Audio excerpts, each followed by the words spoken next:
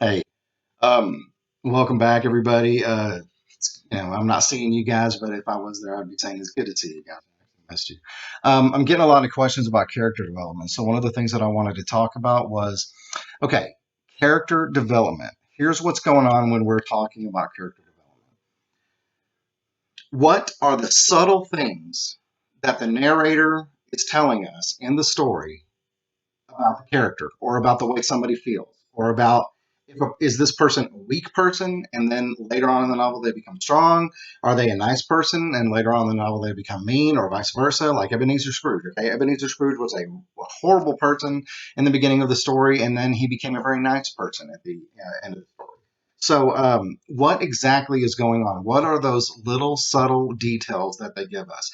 Does the narrator tell us about like two guys going through the same door at the same time and one of them backs down so the other guy can go first, because that shows that he is not the superior, or he is not the superior of the other person? um, are two guys having a conversation and one of them cuts the other one off, and the other one that gets cut off, he just backs down and he says, okay, well, hey, I was cut off in mid-sentence, no big deal. We can say, well, that might be the example of a weak character, or the other person could be his superior. It could be his boss, and he can't just go up to his boss and say, "Hey, dude, you interrupted me. What's the matter with you?" Or are two guys having a conversation, and one of them cuts the other one off? Jack, back up. That's my son here, and the narrator cuts him off, and he says, "Hey, man, how dare you interrupt me? Don't you dare!" And so what ends up happening is at that point we realize that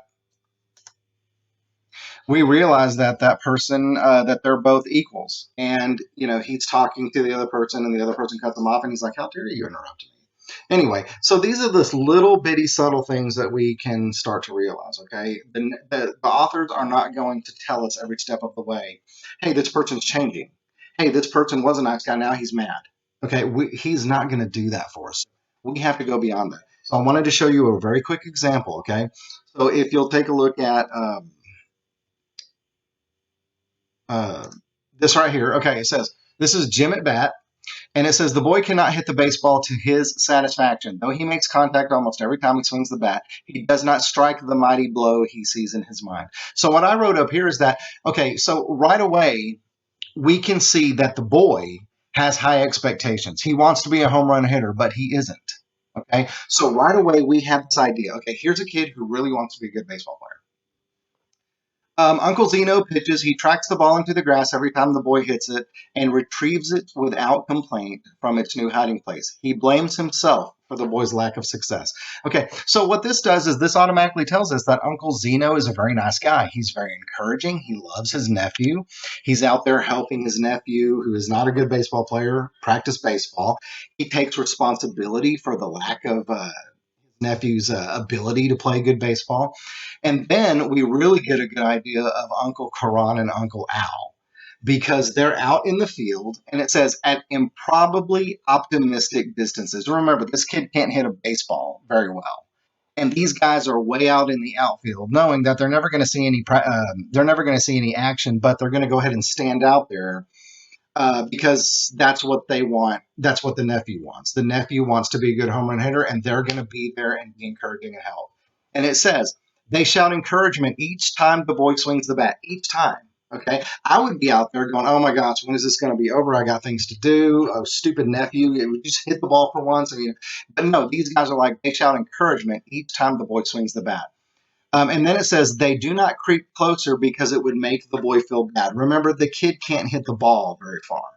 But these two uncles, they take it a step further, but they go way out in the outfield because they want to encourage their nephew and let their nephew think that, you know what, we think he could hit the ball way out here.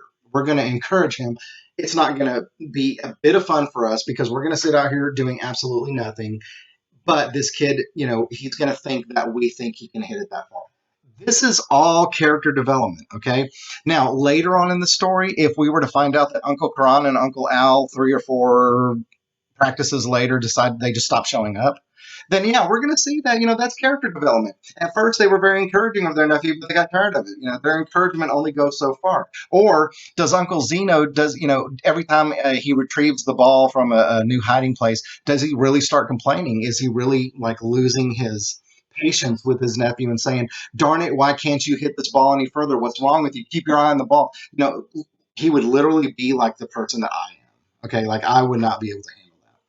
So anyway, that's character development. You have to see, how is the person changing? Is the person the same from the beginning of the end? Is he a flat character, or is he a dynamic round character? Is he a character that changes throughout? And that's one of the things that we really want you to take a look at. So anyway, I just wanted to kind of go over this with you, just kind of reteach this, because it's something that's very important. You guys are reading novels right now and you're writing chapter summaries, and we really want you to keep an eye on things like theme and things like character development, because you're going to be expected to know those on a different level. And like I said, authors, they don't sit there and tell you every step of the way what a character is going through. Okay, they're going to tell you what they're thinking. They're going to show you how they react. You are going to have to make a determination of, okay, well, this tells me a lot about this person. I think I told you guys, I think I used this example once before, but if we were in class teaching and a teacher knocked on my door and interrupted me, and y'all know how much I hate that. And I went to the door and I talked to that teacher, and as soon as I, closed the door, I just kind of shook my head and went, I started mouthing to myself, oh, I can't stand that person, you guys would automatically understand that I don't respect that person, or I'm not very fond of that person who just knocked on my door.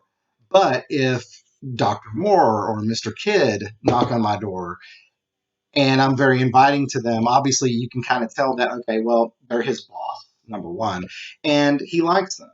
He respects them. He realizes that they are above him and that they can affect his life. So, at that point, that's character development. It's how am I, how am I changing throughout the story? All right. So anyway, I just wanted to get back in touch with you and kind of touch up on this a little bit. I was getting a lot of emails about it. So, I don't know when I'm going to see you guys again, but I'm going to be doing these videos every once in a while. So just kind of